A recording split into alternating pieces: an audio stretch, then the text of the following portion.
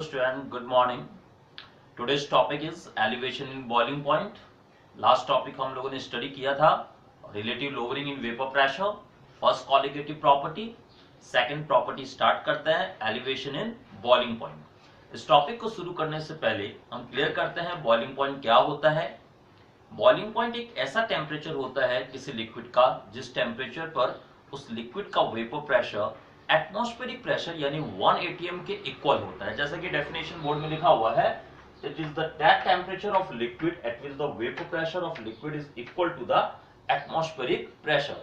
यानी जिस टेम्परेचर पर किसी लिक्विड का वेपर प्रेशर एटमॉस्फेरिक प्रेशर के इक्वल होगा उसे हम उस लिक्विड का बॉइलिंग पॉइंट बोलेंगे। जैसे सपोज करते हैं हम वाटर का ही एग्जांपल लेके चलते हैं।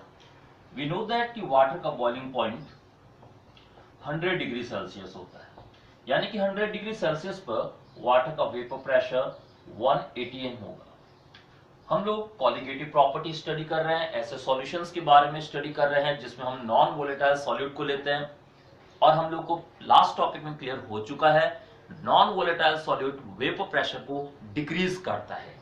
ओके, यानी कि नॉन वोलेटाइल सॉल्यूट के प्रेजेंस में जो सॉल्वेंट पार्टिकल है वो ऊपर की ओर नहीं आ पाते हैं इजीली।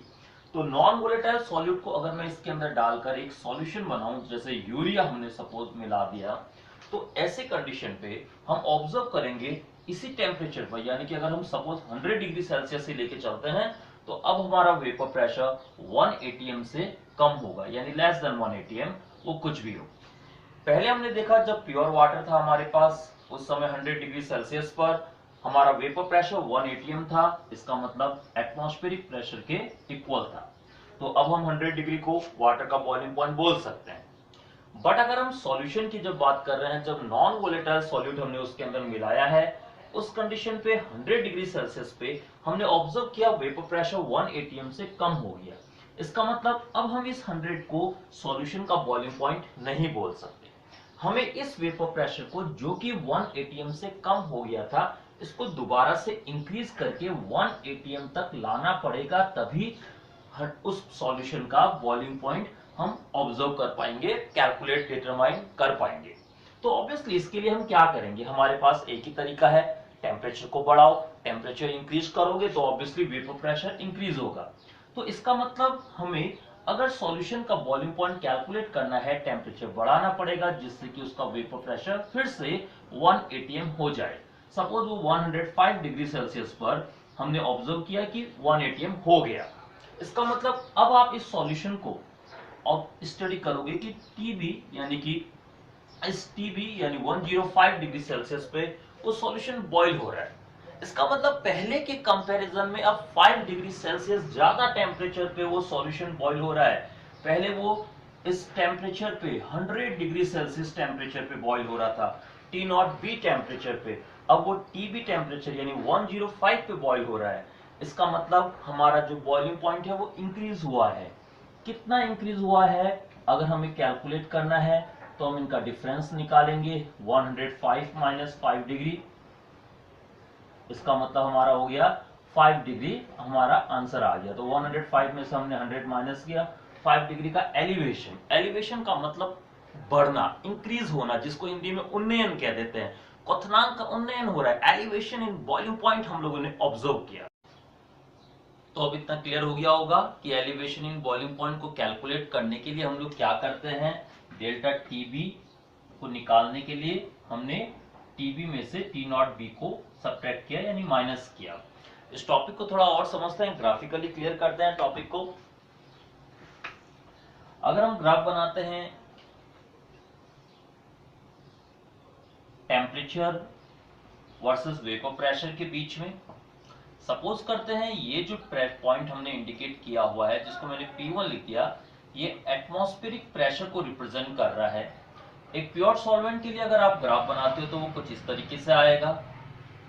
जिस टेम्परेचर पर हम ऑब्जर्व करेंगे कि vapour pressure of pure solvent atmospheric pressure के इक्वल हो जाएगा, उसको हम सॉल्यूशन का प्योर सॉल्वेंट का बॉइलिंग पॉइंट बोलेंगे। हमने यहाँ पर टी नॉट बी से रिप्रेजेंट कर दिया। अब अगर हम सॉल्यूशन के लिए देखते हैं तो नॉन वोलेटाइल सॉल्यूट को मिलाने पर वेपर प्रेशर डिक्रीज होता है, वेपर प्रेशर डिक्रीज होता है तो हमारा जो ग्राफ आएगा वो नीचे से आएगा, इस तरीके से आ गया। ये सॉल्यूशन का जो हमारा ग्राफ है वो हमने ऐसे दिखाया, नीचे से दिखाया, क्योंकि नॉन वोलेटाइल सॉल्यूट को मिलाने से वेपर प्रेशर डिक्रीज होता है। अब अगर मुझे सॉल्यूशन का बॉइलिंग पॉइंट निकालना है तो इस लाइन को हम आगे ड्रॉ किया, ये नीचे लाए, यहां पर हमने देखा टीबी आया। इन दोनों का जो डिफरेंस आएगा हम इसी को बोलेंगे एलिवेशन इन बॉइलिंग पॉइंट, जिसको हम डेल्टा टीबी से दिखाएंगे, जो फॉर्मूला बन गया TB minus T naught B. तो ये हमारा फर्स्ट फॉर्मूला बन गया। एक अच्छा सा ग्राफ आप लोग आगे बोर्ड में देख के बना सकते हैं। इसको अभी और क्लियर करते हैं, थोड़ा सा और डीपली जाते हैं। तो हमने देखा कि जैसे ही हमने एक नॉन वोलेटाइल सॉल्यूट को प्योर सॉल्वेंट में डिसॉल्व किया, बॉइलिंग पॉइंट इंक्रीज हुआ वेपर प्रेशर के डिक्रीज होने की वजह से। अब आप जितना ज्यादा नॉन वोलेटाइल सॉल्यूट एक प्योर सॉल्वेंट में डिसॉल्व करोगे, वेपर प्रेशर में उतनी ज्यादा कमी आएगी, डिक्रीज होगा। और उस डिक्रीज इन वेपर प्रेशर को दोबारा से इंक्रीज करने के लिए, एटमॉस्फेरिक प्रेशर तक लाने के लिए आपको टेम्परेचर को उतना ही ज्यादा इंक्रीज करना पड़ेगा। इसीलिए एक्सपेरिमेंटली हम ये कह सकते हैं कि एलिवेशन इन बॉइलिंग पॉइंट, जिसको हम डेल्टा टीबी दे रहे हैं, वो डायरेक्टली प्रोपोर्शनल हो गया सॉल्यूट के कंसंट्रेशन के ऊपर। अब सॉल्यूट का कंसंट्रेशन स्क्वायर ब्रैकेट में दिखाया हुआ है, ये कंसंट्रेशन को रिप्रेजेंट कर रहा है। अब कौन सा कंसंट्रेशन यूनिट हम यहां पर यूज करेंगे, हम ये टेम्परेचर के कॉन्सेप्ट की हेल्प ले रहे हैं। तो ऑब्वियसली टेम्परेचर वाला जब फंडा आता है तो वहां पर हम देखते हैं कि मोलालिटी को हम सबसे ज्यादा प्रेफरेंस देते हैं, क्योंकि मोलालिटी कभी भी टेम्परेचर को चेंज करने के साथ चेंज नहीं होता है। हमने स्टार्टिंग सेकंड वीडियो में देखा भी था। तो हम यहां पर भी delta TB directly proportional to molality ले लेंगे, स्मॉल एम से इंडिकेट करते हैं, यानी कि डेल्टा टीबी डायरेक्टली प्रोपोर्शनल हो गया स्मॉल एम के मोलालिटी के।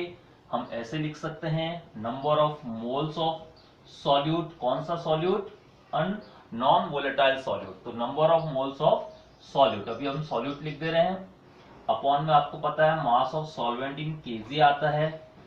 सॉल्वेंट का जो मास है वो केजी में लेना नेसेसरी है। इसका मतलब डेल्टा टीबी इस नंबर ऑफ मोल के डायरेक्टली प्रोपोर्शनल है। तो आप इसका यूज करके यहाँ एक्सप्लेन कर सकते हैं कि डेल्टा टीबी डायरेक्टली प्रोपोर्शनल है एनबी के, तो delta TB is a colligative property, आप इसको लिख सकते हैं।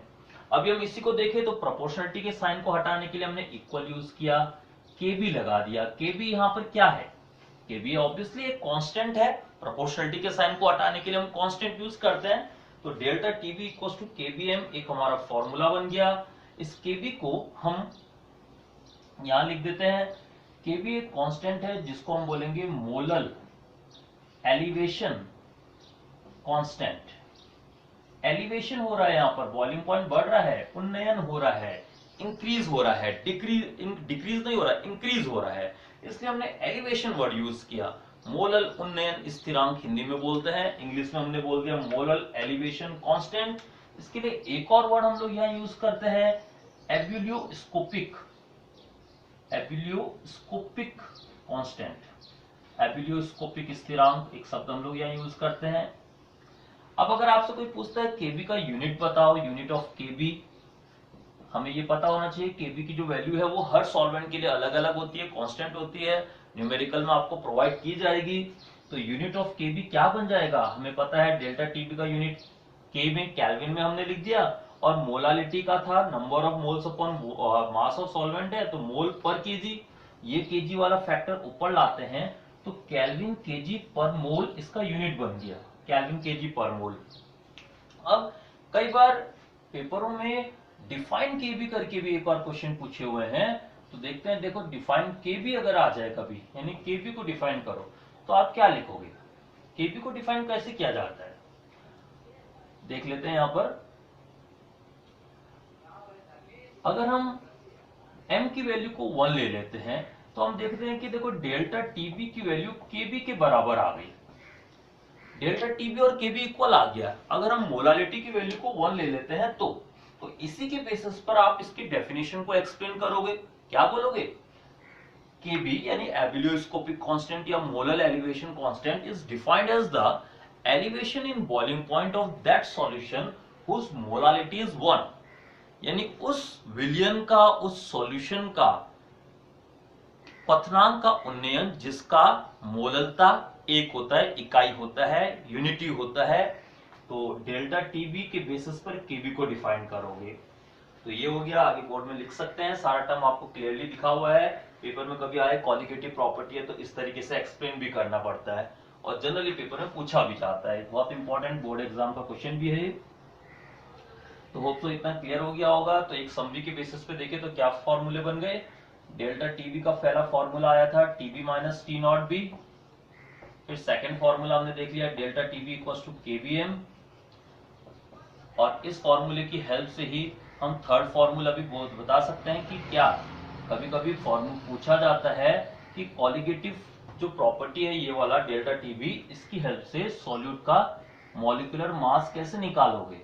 तो आप इसको एक्सप्लेन कर सकते हो। इस मोलालिटी के फॉर्मूले को ओपन कर दिया तो एमबी का फॉर्मूला बन गया। एमबी का मतलब हमें पता है molecular mass of non volatile solute, ये हमारा फॉर्मूला बन गया। डेल्टा टीबी नीचे आ गया, आपको ऐसा लिखना पड़ेगा। तो हम इसकी हेल्प से नॉन वोलेटाइल सॉल्यूट का मॉलिक्यूलर मास भी निकाल सकते हैं। जो बोर्ड में लिखा हुआ है अच्छे से क्लियर कर लेना है।